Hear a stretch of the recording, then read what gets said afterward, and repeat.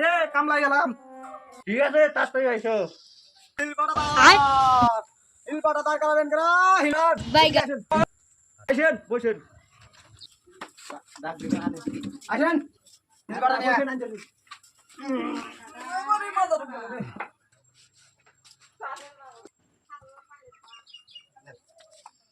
Hill বাটা কত দিন ধরে আছে বসে না।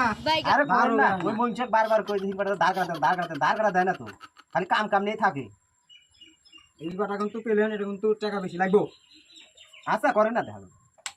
এ কি করে? এই, ভালো করে বসে করে। পা ফুসকে গেছে তো। দাঁড় কারণে শেষ হলে বুঝি একটু জল নিয়েছেন তো।